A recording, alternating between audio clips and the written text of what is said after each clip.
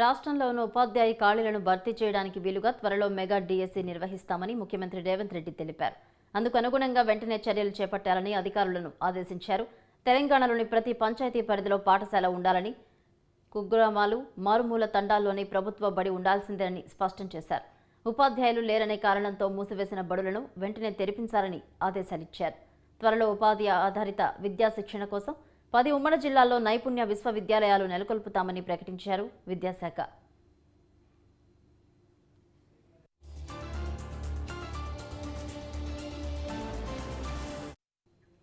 మన ఊరు మనబడి కార్యక్రమంపై ముఖ్యమంత్రి సచివాలయంలో ఉన్నత స్థాయి సమీక్ష నిర్వహించారు. ఈ సందర్భంగా అక్కడికి వచ్చిన బాసర IIIT విద్యార్థులకు ల్యాప్టాప్లు పంపిణీ చేశారు. ప్రతి ఒక్కరికి విద్య అందాలనేదే ప్రభుత్వ లక్ష్యమని సీఎం రేవంత్ రెడ్డి అన్నారు. ఏ ఒక్కరూ చదువు కోసం ఇతర గ్రామాలకు, పట్టణాలకు వెళ్లే పరిస్థితి ఉండకూడదన్నారు. ఎంతమంది పిల్లలున్నా ప్రభుత్వ పాఠశాలలను నడపాల్సిందేనని ఆయన స్పష్టం చేశారు. ఉపాధ్యాయులు కొరత తీర్చేందుకు వెంటనే డిఎస్సి నిర్వహిస్తామన్నారు. తద్వారా ఖాళీలు భర్తీ చేస్తామని సీఎం అన్నారు. సర్వశిక్ష అభియాన్ నిధులతో మన ఊరు మనబడి కార్యక్రమం కింద ఇప్పటిదాకా చేసిన ఖర్చులు, అందుకు అనుగుణంగా పనులు జరిగాయా లేదా అనే విషయంపై సమగ్ర విచారణ జరిపి నివేదిక ఇవ్వాలని అధికారులను ఆదేశించారు. ఈ పథకంలో మిగిలిపోయిన పనులన్నింటినీ పూర్తి చేసి రాష్ట్రంలోని అన్ని పాఠశాలలను ఉత్తమంగా తీర్చిదిద్దాలని మార్గదర్శనం చేశారు.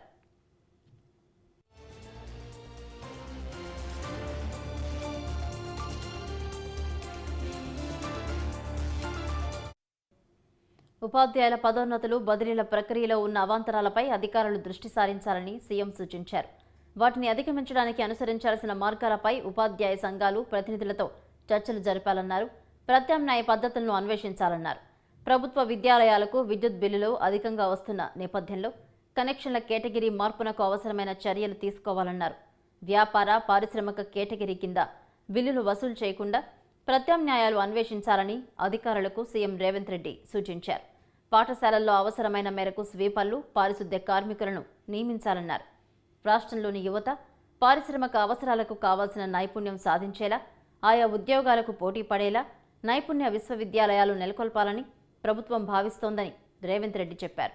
ఉమ్మడి మహబూబ్నగర్ జిల్లా పరిధిలో కొడంగల్ నియోజకవర్గంతో పాటు మిగిలిన 9 ఉమ్మడి జిల్లాల్లోనూ వీటిని ఏర్పాటు చేయాలన్నారు.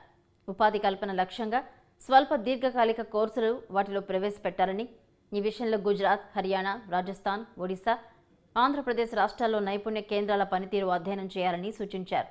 దీనికోసం విద్యా, పరిశ్రమలు, కార్మిక శాఖల కార్యదర్శులతో ప్రత్యేక కమిటీ వేసి ప్రతిపాదనలు సమర్పించాలని ఆదేశించారు సీఎం.